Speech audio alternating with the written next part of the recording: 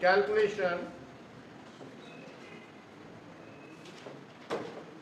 of time constant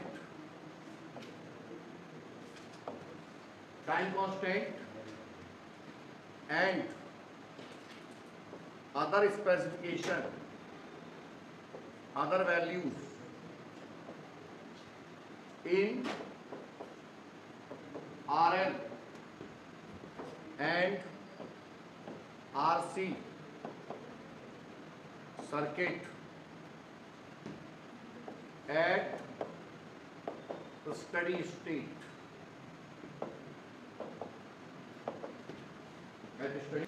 Time constant and other specification, other values in RL and RC circuit at the steady state.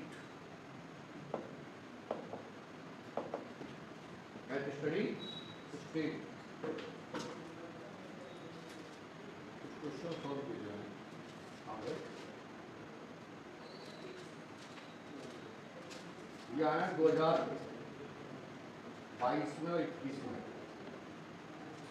ठीक है, लिखेगा पहला question लिखिएगा। कुछ ये इजी है ना? क्वेश्चन ही है इसके। अरे दे रहा हूँ यार, बीच में मत शुरू करने से पहले मुझे आर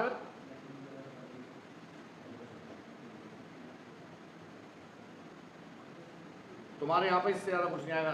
ठीक है, किसी के यहाँ पर भी। अरे क्या बात है, पसीना है कि ये बारिश है?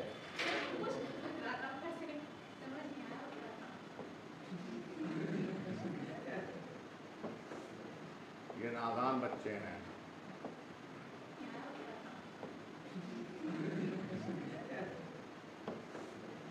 ये नादान बच्चे हैं। ये था, ठीक है। ये सर्किट आ गया, या ऐसा कोई भी सर्किट आ जाए जिसमें आर और एल की बात। तो इसके स्टॉप को क्या है, स्टेप बाय स्टेप प्रोसीजर याद रखनी है आपको। बाकी आपको करंट इलेक्ट्रिसिटी आती है ना, एरिया लगाना आता है और केसीएल भी आता है। और यदि नहीं आता तो जो मैं आज समझा रहा हूँ उसे लिख के पन्ना फाड़ के फेंक देना, जो समझ में नहीं आने का है ना। लिखना पूरा। और यदि करंट इलेक्ट्रिसिटी कंसेप्ट क्लियर नहीं है तो घर जाके पन्ना फाड़ के फेंक देना, वो भूल जाना इसे। फिर सुनो, जब हमारे पास आरएल सर्किट है तो आरएल सर्किट के अंदर RL, in case of RL circuit जो टाइम कांस्टेंट है, time constant that is equal to repeat होगा 10, है ना। तो मजा नहीं आता मुझे, मैंने कहा मजा भी नहीं आएगा, समझा भी नहीं पाऊंगा, स्टेप भी नहीं बोल पाऊंगा। तो ये हो जाएगा एल अपॉन आर इक्वलेंट, या लिख सकते हैं एल इक्वलेंट अपॉन आर। ठीक है, यूजुअली क्या है जो जनरल है वो एक ही एल देता है, दे देंगे कभी दो अलग बात। तो देखिए आप इसे ऐसे ही याद रखें, एल अपॉन आर। ठीक, ये होती है हमारी टाइम कांस्टेंट। क्या होता है टाइम कांस्टेंट? अब whenever it is required to calculate the time constant, ये तो आएगा पूछने के लिए आपके नीट में, इससे ऊपर नहीं आता, खाली टाइम कांस्टेंट पूछा जाता है। Calculate the value of time constant, और ये है हमारा स्विच। अब सुनो, ये जो इंडक्टर है, पहला पॉइंट ये याद रखना है कि inductor always grow up, group नहीं है, ग्रो अप द करेंट। और जब हम इसमें केवीएल वगैरह जो हम बीटेक वगैरह हम लगाते हैं, इक्वेशन बना के सेकंड ऑर्डर इक्वेशन बनेगी, है ना, उससे कैलकुलेट करते हैं। तो हमारे पास इक्वेशन आती है ये, I is equal to I naught 1 minus e to the power of minus T upon tau, T upon, ये वाला फार्मूला याद रखना है आपको। हम पहला पॉइंट कैलकुलेट करेंगे टाइम कांस्टेंट, और टाइम कांस्टेंट की वैल्यू कैलकुलेट करने के बाद दूसरा पॉइंट है हम करंट कैलकुलेट करेंगे, that is I naught, that is I naught. और फिर इस इक्वेशन में पुट कर देंगे, भाई हमारी क्या होगी, करंट की वैल्यू क्या होगी, हमारी करंट की वैल्यू। अब देखो जरा कैसे, स्टेप फर्स्ट, स्टेप फर्स्ट क्या कहा इसने,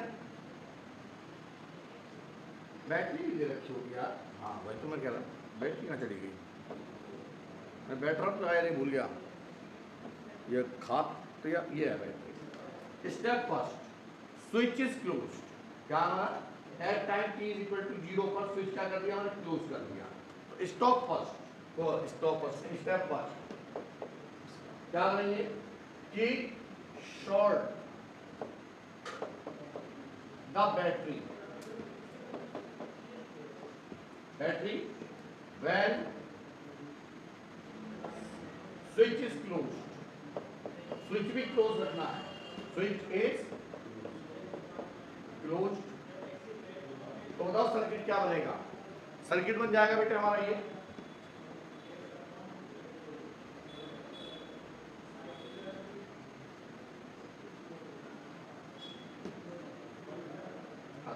ठीक है, स्विच भी क्लोज हो गया, R 2R है, ठीक है।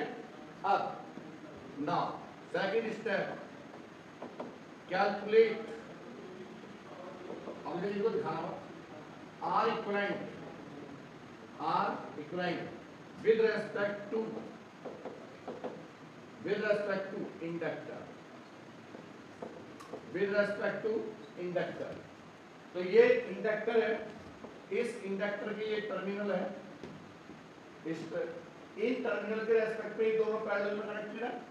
भैया मान लो ये इंडक्टर बैटरी है, सपोज क्या है हमारी बैटरी, और ये करंट दे रही है, तो जंक्शन आ गया, और ये जंक्शन आ गया, इसका मतलब अरे करंट बढ़ घट जाएगा बेटा, अभी मैंने क्या कहा, खाली ये मान लो बैटरी है, यहाँ से करंट गई, ये जंक्शन है, करंट विल डिवाइड, अच्छा पट जाएगा, करंट विल डिवाइड, तो ये दोनों किसमें कनेक्टेड है, पैरेलल में। आर इक्विवेलेंट कितना हो जाएगा, R into 2R upon R plus 2R, that is equal to 2R upon 3R, और 2R स्क्वायर, R से R कितना आ गया, R इक्विवेलेंट 2 upon 3R। अगला समझना, तो टाइम कांस्टेंट कितना हुआ, पहला ऑप्शन खत्म, नीट खत्म, पहला क्या है, तो is equal to L upon R equivalent, और L की वैल्यू है, R इक्विवेलेंट की ये है, तो ये हो जाएगा 3L अपॉन 2R। नीट का लेवल खत्म, इससे ऊपर नहीं आएगा, ठीक है। अरे आगे बात समझना। अब आते हैं आगे, क्या पूछ रहा हूं, इक्वेशन, तो इक्वेशन के लिए क्या निकालना पड़ेगा, आई क्या निकालना पड़ेगा, सेकंड था, थर्ड। अब क्या करो बेटे, battery as it is, switch closed है, स्विच को बंद करो तो करंट होगा ही ना, तो क्या बनेगा सर्किट, ये लो, ये बैटरी, स्विच क्लोज्ड, ये 2R,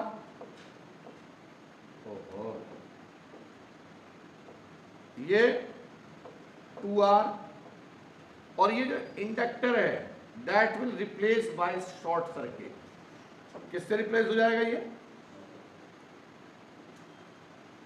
और ये मैंने यहां पर इसको शॉर्ट कर दिया, जो भी इंडक्टर है, एंड कैलकुलेट द करंट, क्यों, क्योंकि ये क्या है, आई नोट क्या है, मैक्सिमम करंट कब होगी, जब रेजिस्टेंस मिनिमम होगा, जब रेजिस्टेंस मिनिमम, और मिनिमम रेजिस्टेंस किसका होगा, शॉर्ट सर्किट, किसका होगा, ओपन का नहीं, ओपन का रेजिस्टेंस इनफाइनाइट होता है, यदि ओपन हो जाएगा तो नो करंट, ओपन हो जाएगा तो शॉर्ट सर्किट करना है, क्यों, this is the maximum value of current. अब बताओ, सुनो यहां पर, देखो यहां पर एक नीट का क्वेश्चन अब तैयार हो गया, देखो ये दोनों आपस में क्या है, अरे ये दोनों आपस में कैसे हैं? पैरेलल में। तो इसका मतलब जो यहां से करंट आ रही है दैट इज आई, और ये यहां जाके क्या हो जाएगी? डिवाइड। लेकिन चूंकि सामने क्या है? शॉर्ट सर्किट का रेजिस्टेंस क्या होगा? 0। क्या होगा? तो इसका मतलब करंट कौन से पाथ को फॉलो करेगी? इस वाले को। तो टोटल करंट यहाँ कितनी चली जाएगी? यहाँ पर करंट कितनी जाएगी? 0। आया? समझ आया? और यदि करंट 0 है तो इसका मतलब इसका कोई सिग्निफिकेंस नहीं है। अब मेरे पास करंट कितनी आई? I is equal to E upon R equivalent. R equivalent कितना आया? आर है, कितना आ गया? E अपॉन आ गया। तो I की वैल्यू कितनी आ गई? यार मैं निकाल, चलो यहाँ से I की वैल्यू कितनी आ गई? I is equal to I naught. I naught की जगह पर E अपॉन आर। अरे ये लगाने भूल गया।